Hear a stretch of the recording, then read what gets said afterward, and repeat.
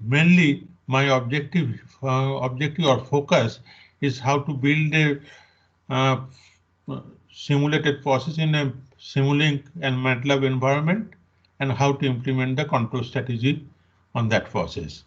Okay, so that is my objective over here. So let us begin the class with this thing. Let us. I will take one example used in the last class.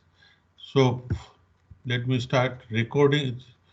Okay, we have already recorded. Now let me share the screen.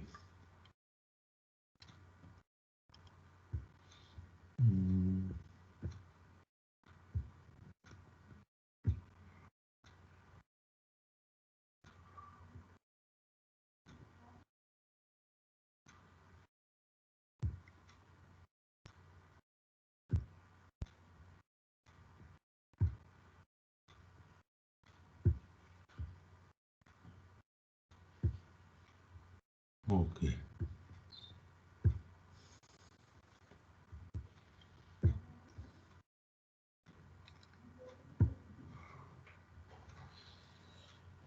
So today's class is process simulation and control using MATLAB and Simulink. So before going to the MATLAB, let us first see which process I am basically talking of. So we'll be taking this continuous start tank reactor, which we have already discussed in the last class, and the process modeling equations and other details are given here. So is basically a start tank reactor where the reactions is a series parallel reaction is going on. So it is basically A to B, B to C, one series reaction. Another parallel reaction is A to 2D. So based on that, we can find out what will be the equations for the A, equations for the component B, equations for the component C, and equations for the component D. As I told you earlier that since our control objective in this case is to maximize the production of B, then in that case we only consider the two equations, dCA by dt this one and dCV by dt this equation. However, when we are simulating the process, we'll consider all the four equations when we are simulating the process. But when we are designing the controller or the transfer function, then we'll only consider these two equations. Okay. Now, some basics data for the CSTR is given. The volume is 1 liter, CAF 10 mole per liter, KL 50 per hour, K 200 per hour, K 10 liter mole per liter per mole per hour. So knowing the data of that process, knowing this data and the model equations of this process, the first step is to study the steady state behavior, because we should know what is the steady state behavior of the process. And also we should know what is the steady state points. Now to get the steady state behavior of the process, we have to put dCAS by dt equals to 0. So we put dCAS by dt equals to 0 in the first equation, and we get a quadratic equations which can be solved for the CS steady state value. Okay, so I will get a quadratic equation for the CS steady state values. Here you can see this is minus K1 plus Fs by V upon 2K3. Plus here I have used only the plus sign over here, although it should be plus minus, but minus sign I have deliberately taken out because the minus sign has no meaning, because Ca is a concentration which cannot be negative. So this minus sign has no meaning. So this will be only one root will be taking for the Ca, which will be based on the positive sign over here. So we'll get an expression for the CAS of this, and once I get the expression for the CAS, then I use the second equation dCbS by dt equals to 0, and from this equation I will get the CBS expression. CBS will be K1 CAS by Fs by V plus K2. So once we have this steady state equation, now from here you can see I know the values of K1, I know the values of K3, I know the values of K2 also, as well as the CAF is known to me and V is known to me. The input is the Fs and I have to find out the CV. So given the values of Fs, given the values of the input, given the values of Fs, I can find out the values of CBS as well as the CAS. Okay, so I can draw an input-output graph of Fs and CBS using number of values of Fs and finding out the corresponding values of the CBS. So this basically gives me a steady state behavior of this process. Now also, once we have the steady state behavior, next we have to find out the transfer function model of the process. Now when we are finding out the transfer function model of the process, then in that case, as I told you earlier, transfer function model is based on the deviation variables. So we define the deviation variables for CS, CB, F, and D. So here I say X1 is the deviation variable of CL, which is defined as CA minus CAS. X2 is the deviation variable of the CB, which is defined as the CB minus CBS. U is the input, which is the deviation variable for the F minus Fs. D is the disturbance, which is the deviation variable of CAF minus CAFS. Now we linearize these two equations. Linearize these two equations based on these deviation variables, then I will get expressions like this. dx1 by dt is equal to a11x1 plus a12x2 plus b11u plus b12d, and dx2 by dt a21x1 a22x2 b21u plus b22d, where a11 will be given by this one. How do I calculate the a11 over here? This A11 is simply nothing but the function over here. So del F1 by del CA is the A11. Del F1 by del CA is the A11. So del F1 by del CA calculated at CAS, CBS, FS, and CFS is basically the A11. Similarly, del F1 by del CB will give you the A12. So A12 is 0 because in these equations there is no,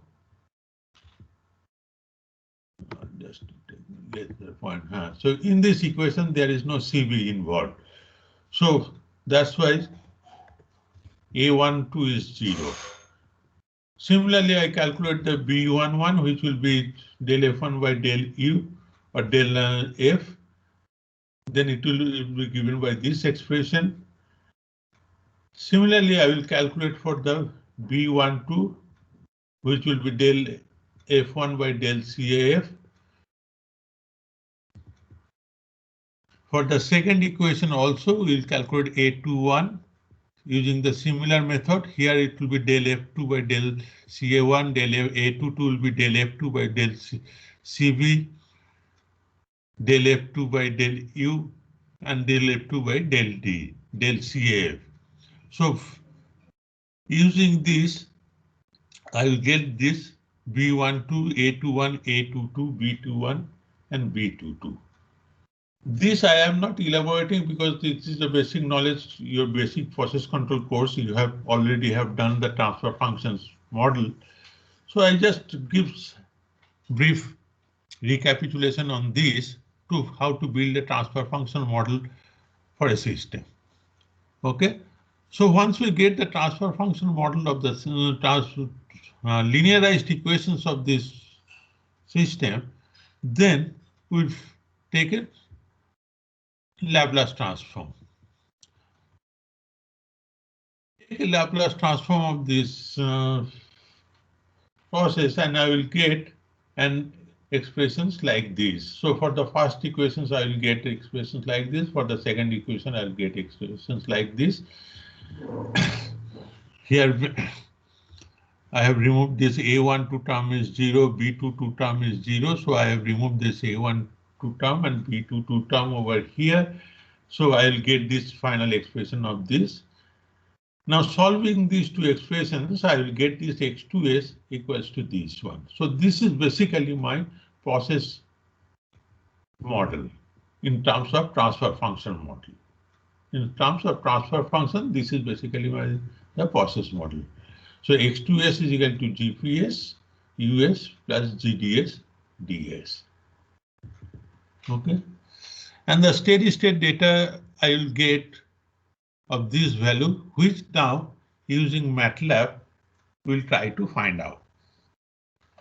In MATLAB we'll try to find out. Okay, so now so this part is clear to you? Before going to the MATLAB, I hope this part is clear to you. If you do not have any problem, then I will go to the MATLAB environment. Okay? Yes, sir, it's okay.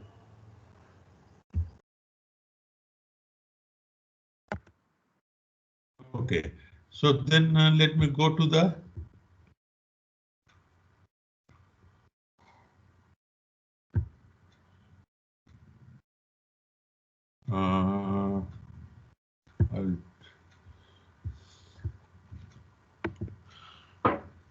so the first step is basically we'll develop a input-output model for this system. We'll try to develop the input-output model for this system. Okay, at steady state. So for the input-output model of the system, what we can do is we can open a script or we can open a script over here, and then we know for this the values we know.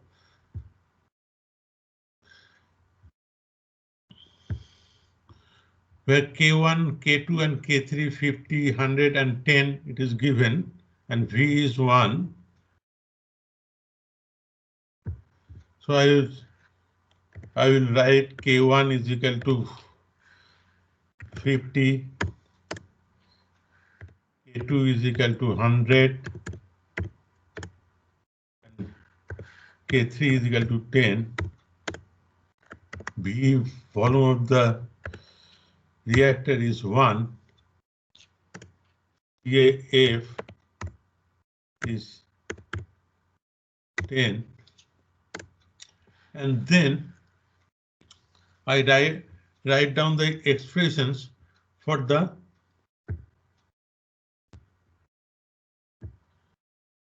CAS and the CBS. Write down the expression for the CAS and CBS.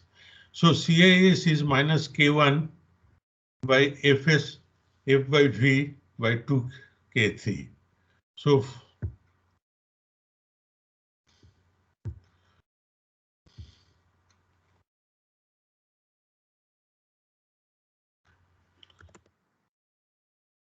I will write CAS1, the first term, which is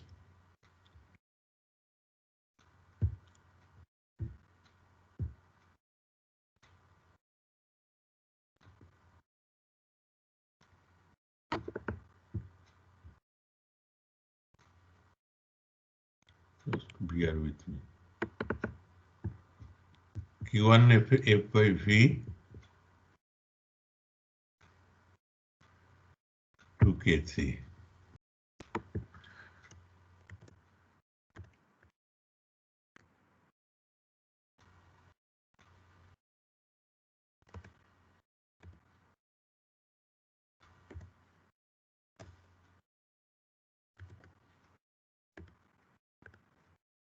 Into K3. Okay. And CAS2,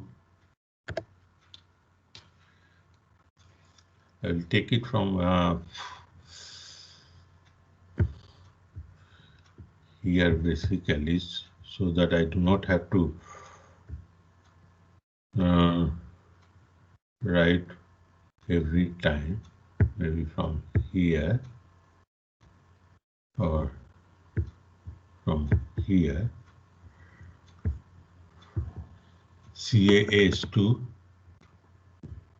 will be this one. CAS2 will be this equation. Square root of Q1 it is square root of Q1 plus Fs by V square plus 4K3 Fs by V into CAFS by 2K3. So these expressions basically I write here square root of this term by 2K3. Okay. Now CAS is equal to CAS 1 plus CAS 2. Okay. Then once I get that, then I find out the CBS value. Here you can see after each statement I am putting a semicolon over here, because if we do not put the semicolon, then this value will be shown in the result, which I do not want to show. So CBS, now I can write from this expression over here, CBS is K1 CS by Fs by V plus K2. So I'll write K1 into CAS by Fs by V plus K2. Fs by V plus K2. Okay. So this I've got the CAS and CBS. Okay.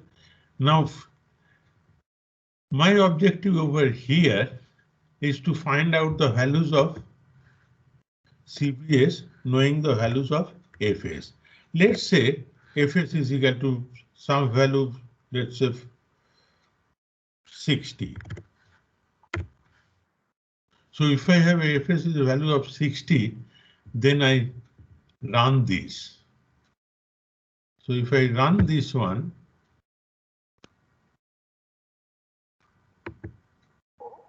so I give it name as a test for the class,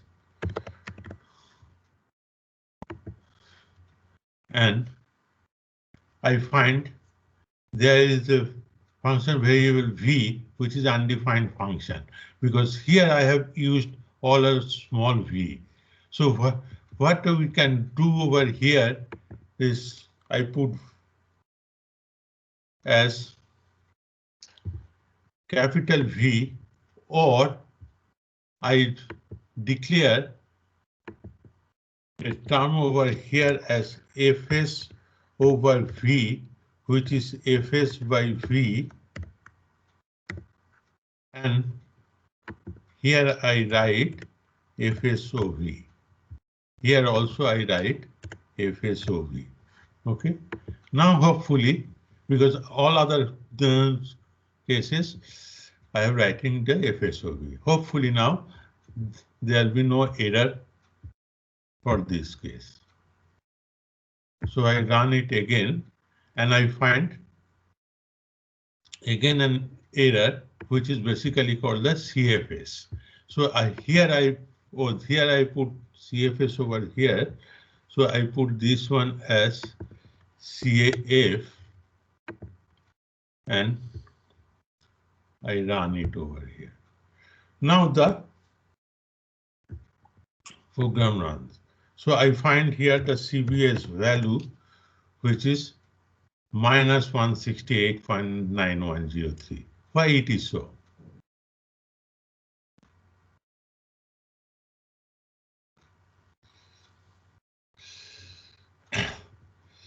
So let us see the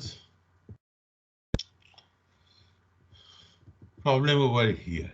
So here basically you can see that in the calculation of CAS, there must be a problem. So CAS, I am getting a minus value because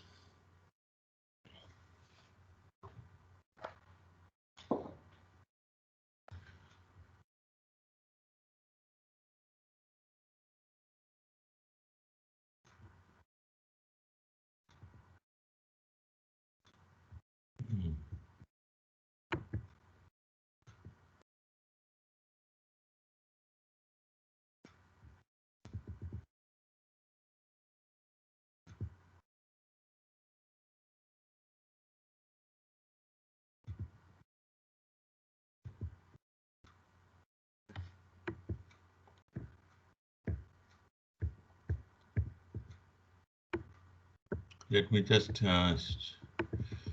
copy this one. I do not know whether I have missed Sir, any. I think Yes. ES2 will be before this portion, square root something plus, you have written plus 4 into something. That I think will be minus. That will be minus, I think. So let This me. one. Yeah. Next line. 9. This one. Line number 9. Line number 9. In between, it will be a negative sign, I think. Yeah, because minus K1 plus Fs by V divided by 2K3. That's the minus sign over here, I think is missing. This let me put this expression over here. I put these two as comment. I comment this one. I also comment this expression. Let me run it. CFS.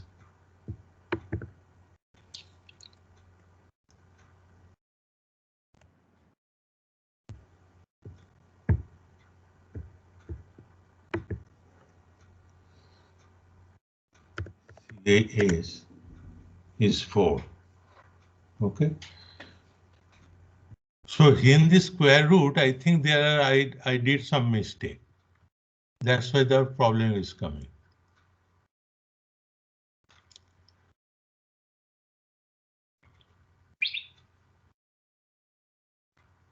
Okay. So I'll get the CAS values 4 and CBS value is 1.25. Okay. So this is basically my steady state program for finding out the CBS value for different values of FS. Okay. Now, if we want to find out the from large number of values of CBS for different values of Fs, so I can write Fs is equal to, let's say, 5 is to 1 is to 200, which means now I have made Fs as a vector. So if I write Fs is equal to 5 is to 1 is to 200 or let's say 20 here, then fs will become a vector of 5 to 20. So here I've created a vector of 5 to 200 of fs. And then I calculate this one. Since fs is a vector, so I'll put fs by v over here. Now fs of v will now become a vector. Okay, so this will be CAS1 will become a vector now. CAS2 will be square root of this one. Here I have to put dot over here. Then in that case, this will be the square term. So element by element squaring will be done. Otherwise, if you put square, then it will be the square of this matrix because K1 plus FSOV is a vector, then the square of this vector. But what I need is the squaring of the element of each vector. Similarly, here also 4 into K3 into FSOV into CAF. Here I think we need a dot, may or may not be required dot. And then we can run it again.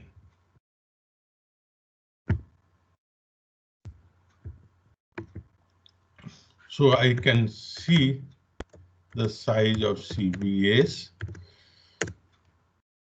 I can get the size of CBS is 1. That means I didn't get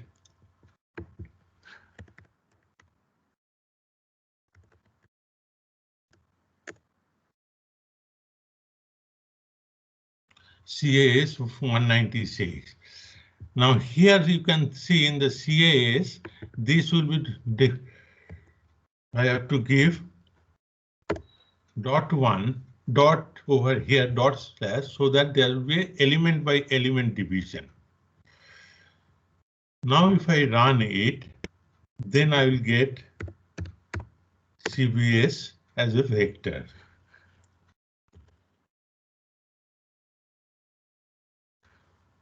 As a vector. So once I get this, I can now plot CBS or FS with CBS. Okay. Now you can see at steady state how the CBS is varying. This side is the FS and this side is CBS.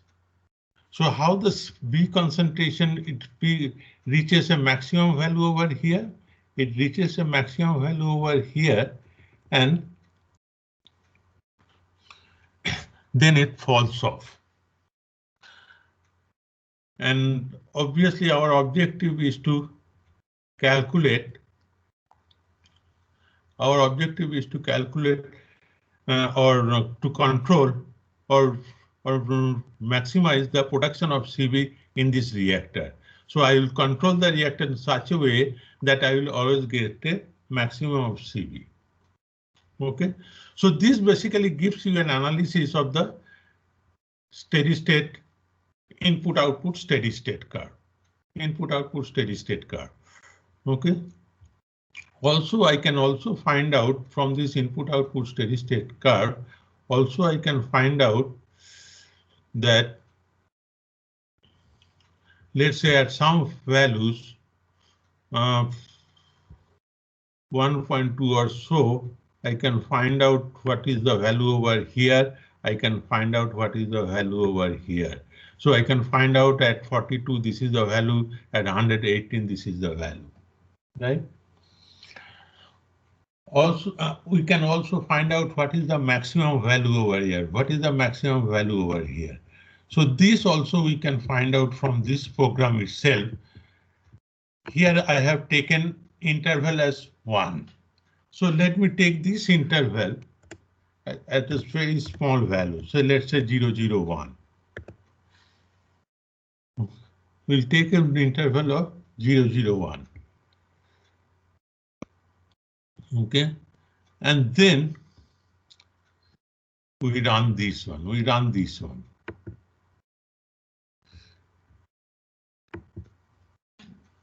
then we can find out what is the maximum values of the CBA. So we use a statement like this: CBA same, comma ND is equal to max of CBAs. Here basically the CBSM is the max value of the CBS and ND is the index in that array where this maximum value has occurred. Okay, so if I take this comment, so I'll find that maximum value is 1.266 and the index is 72527. This index is required because I can now find out the corresponding maximum value of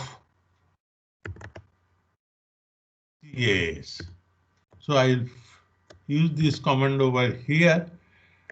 I will find out the corresponding maximum value of CAS, corresponding value of CAS, which is corresponding to the maximum value of CBS, and FSM, which will be FS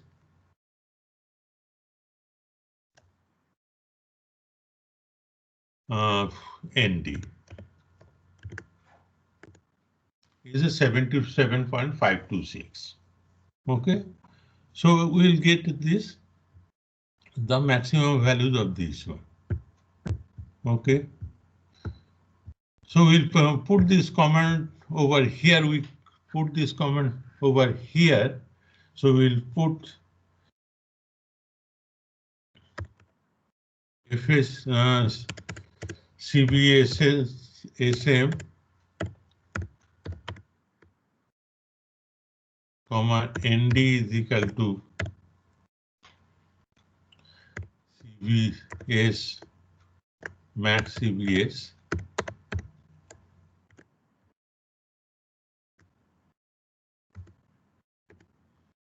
and CASM is equal to CAS ND and FSM equals to FSND. So what we have got is basically we got the CBSM, CASM and FSM, which is basically the peak value, which is the peak value of this plot, which is the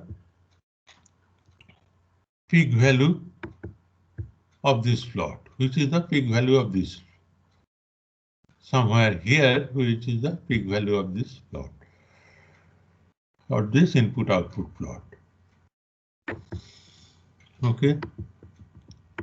So once we get this peak value of the input-output plot, also we can get the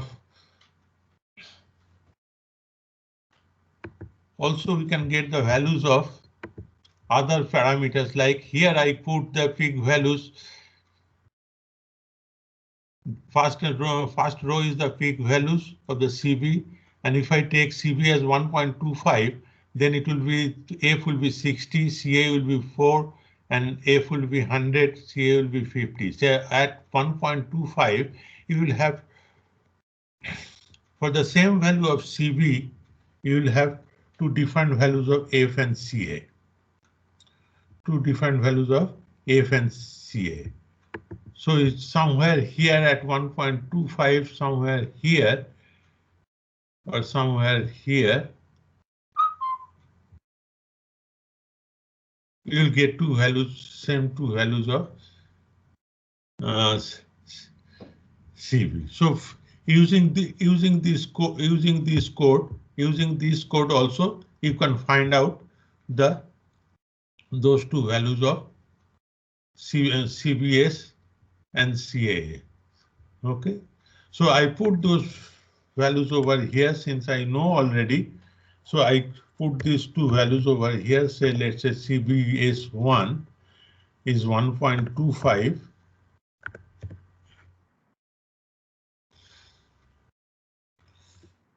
CAS1, I'll take it from here, is 4, 4.0 and FS1 is equal to 60.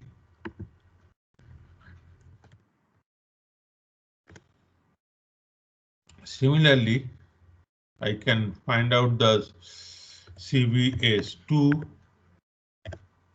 which will be again 1.25. CAS2 is equal to, how much I get? CAS2 is 5.0 and FS2 is 100. Okay. Now our next step is to, so this is basically the input-output analysis. Now our next step is to also to write down the transfer function model. Also get the transfer function model. For the transfer function model, we need to calculate the A11, A12, B11, B12, A22, B21, and so on. So we'll calculate this over here using these values. We calculate this over here using this value. Okay. So we calculate the A11, A22, everything we'll calculate. Okay. And from there, we can calculate the transfer functions. So that how do we build the transfer functions? So we can build the transfer function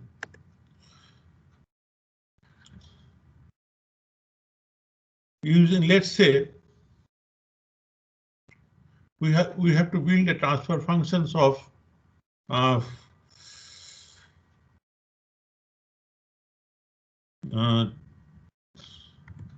you can set TF is equal TF transfer function we can build in two methods. One method is I use S is equal to TF. I define this first, and then I define the set G is equal to transfer function is G. G is equal to, let's say, 1 by my transfer function is S plus 1 by S plus 2 by S plus 3.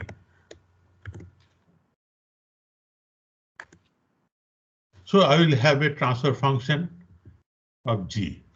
I will have a transfer function of G. So in this process, I can build a transfer function.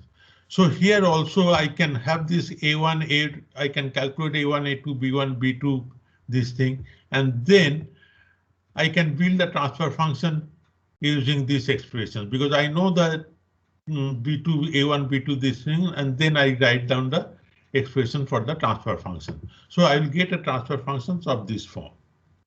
So this way I can get the transfer function of the process model at a particular steady state value.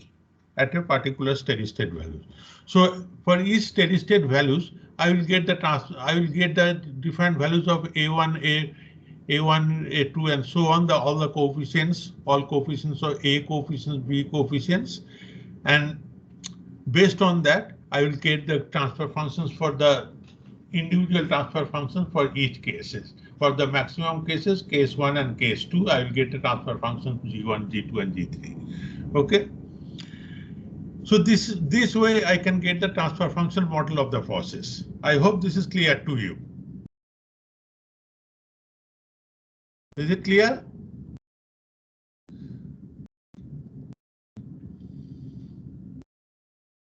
The next I will go to the how to build a Simulink model of this process. For building the Simulink model, you have to open a Simulink over here. This Simulink you can open using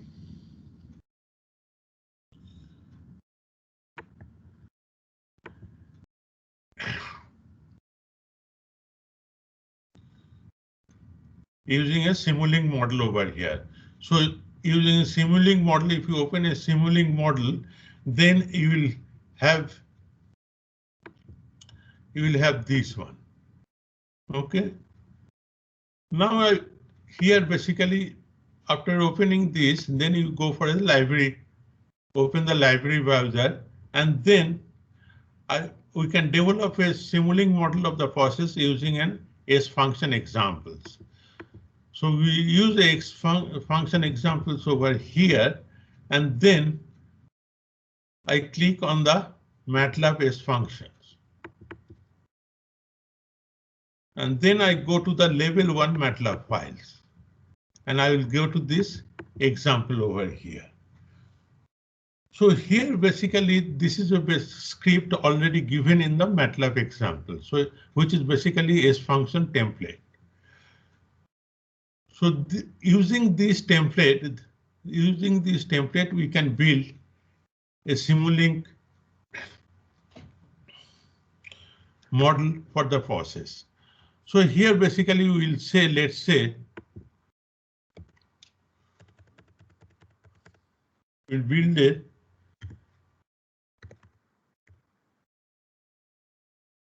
test over here, the function test, and then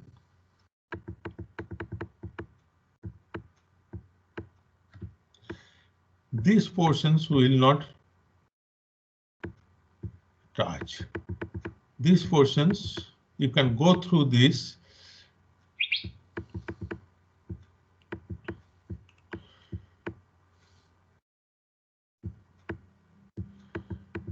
Then we have to initialize the function. So here basically we have got 4 equations over here. If you take it over here, we have got 4 equations. So we have got 4 states, CA, CB, CC, and CD. So we have got 4 states over here. So we say number of continuous states is 4. There is no discrete states. It's not a discrete differential equations. Number of outputs, let's say we'll take output both CA and CB and CC and CD. So I take number of output 4, and number of input we take CA F by V, F and CAF is the number of input. Okay, so the number of states is CS, CB, CC and CD. Number of output is again all these states I am taking as the number of outputs, CA, CB, CC and CD. And the number of inputs is this, the F and CAF. Okay.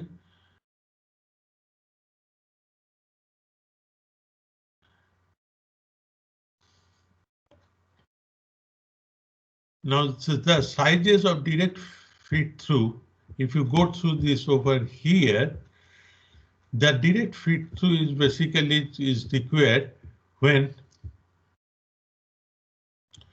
in a state space model. But here, since we are not using this one, so we keep it same as what is given over there as the direct feed through. Okay. Now, once we next, I will give what is the initial conditions. What is the initial conditions for the CAS, CBS, and so on. So since I do not have the initial conditions for the CAS and the CBS, CCS, so we put some values over here. So we put the initial conditions, let's say 0, 0, 0, and 0. So we start, there is nothing there in the reactor. So it's a continuous system, so TS, which is basically a sampling time, which is required for the discrete system, so sampling time will be 0. Then next is the derivative calculation. So here basically we have to calculate the derivative. Okay.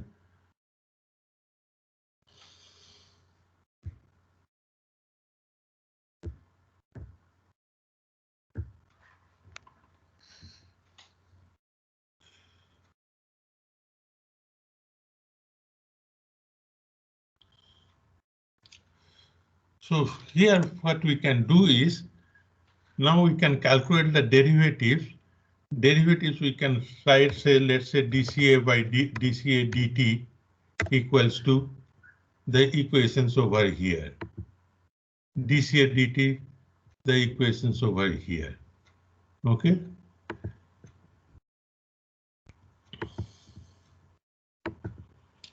Here we can write V is equal to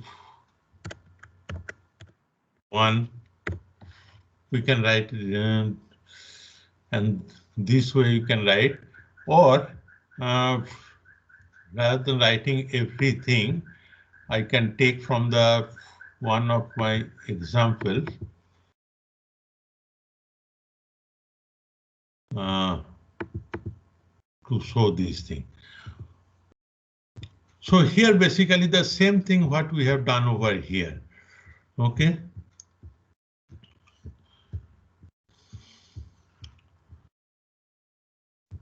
So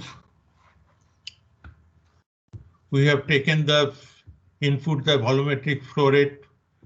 F is one input U1, another input is the U2, and the states are CA, X1 and CB, X2.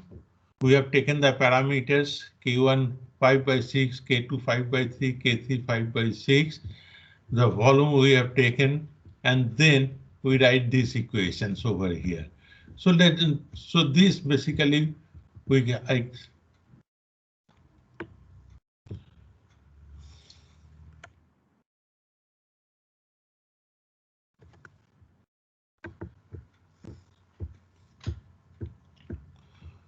so in the MDL derivative part, I write these equations. I write these equations in the MDL derivative part, and so this will be the derivative part, and then in the output, I will find out what is the output over here. So what will be the output here? X1 and X2 is the output over here. So here in this case, I have solved these two equations of constant CA and CB equations. So I have taken continuous stage 2, output is 2, input is also 2, if and this thing, and then X0 I have defined. And this way I get these values. Okay. Now, once I do that, once I write these equations, and then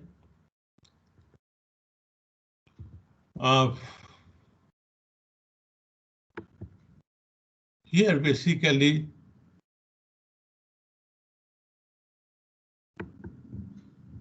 from here I take this one and in the S function I will write, let's say, Vuse over here. I'll write Vuse over here. Okay, and then apply. Okay.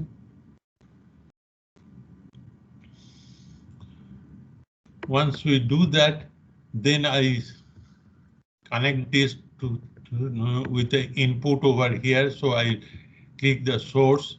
So I'll take source over here.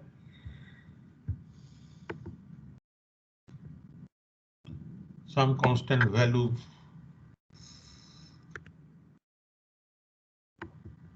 Let's say 10. I will take another source over here. Some value, let's say 1. Now here the input is the two inputs are there. So I have to use a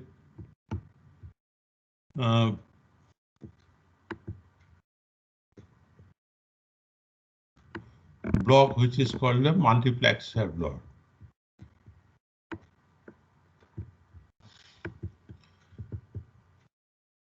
So one input, let's say, is this one. Another input is this one.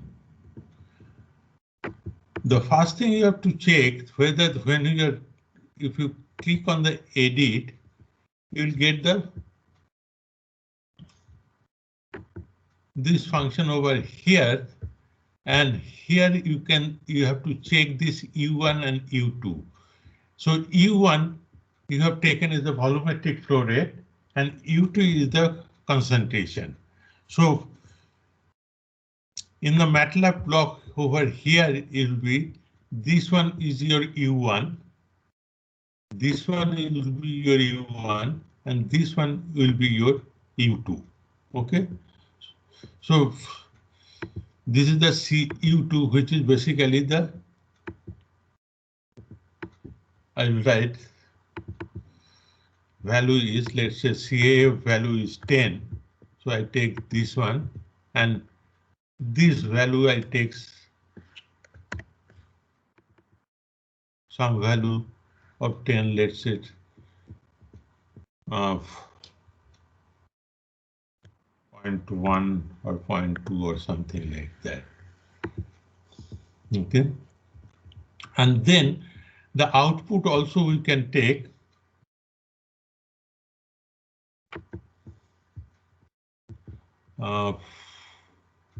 we take output from sink. So let's say I want to plot this one. I want to plot this one. So I put in the scope. Okay. And this one,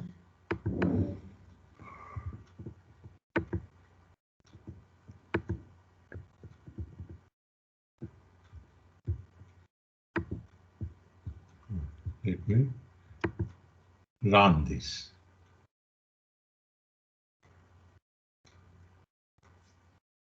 So once I run this, I get a result for the CAS and CBS. I'll get a result for the CAS and CBS, and this result I can change the layout like, oh, I cannot do that. Okay, so this is basically,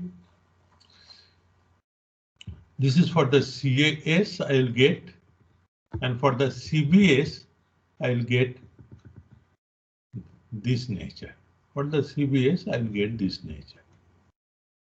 Okay, so this is basically the simulation of this process where the nonlinear equations are used. So this basically can be used as the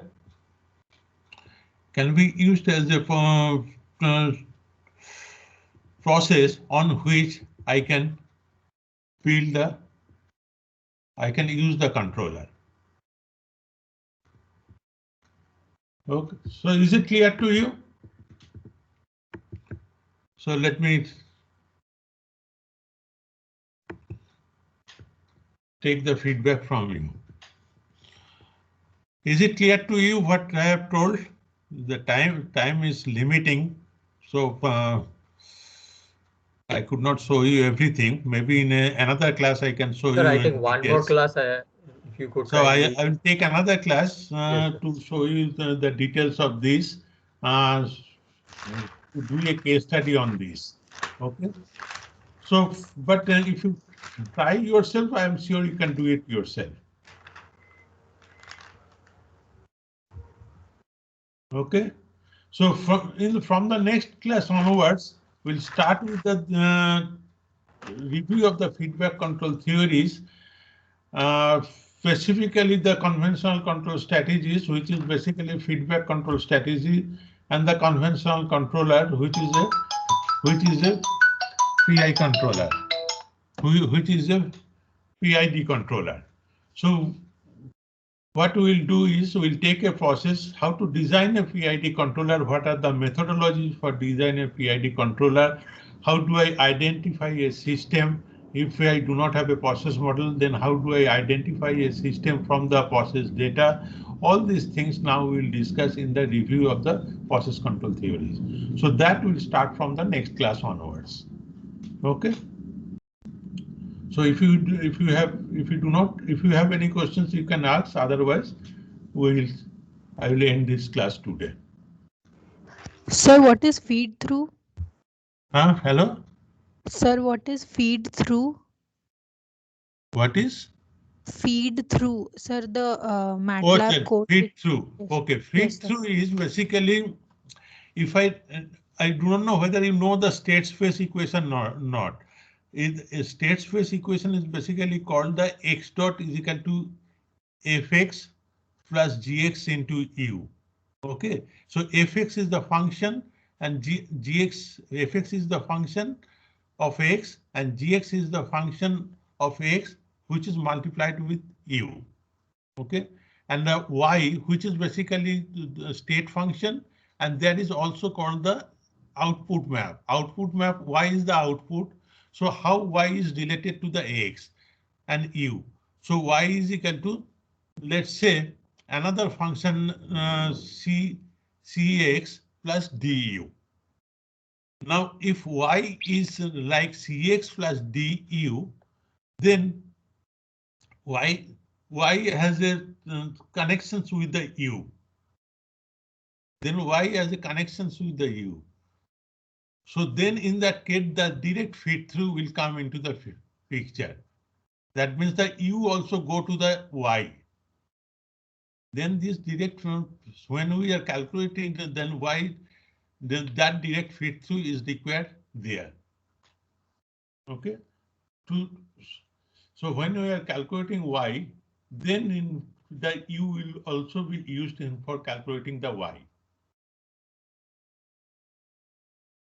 Okay, sir.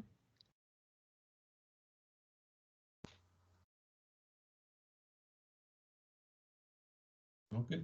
So for continuous system, for our system, normally this d, we do not change the d value. D will keep that d as the default values over there, because that is not required in our cases. But if you use the state space model, then later on I can show you when we are designing control system using state space model. There I will show you how we can change the direct feed through to get our result. Okay. Okay, sir. Okay. If there is any other questions, Sir, in the next class, can you please once again, just in very briefly, can you just once again go through that styrene polymerization reactor model? Because I did not completely get it, especially I got it till the case where heat generated is heat out and we get multiple steady states, ABCs, for example. And then when we are trying to plot that monomer curve, then I am facing a bit difficulty in understanding the monomer graph with respect to temperature corresponding to the that is basically when we are doing a conversion monomer with this thing, right? Yes, sir. Yes, sir.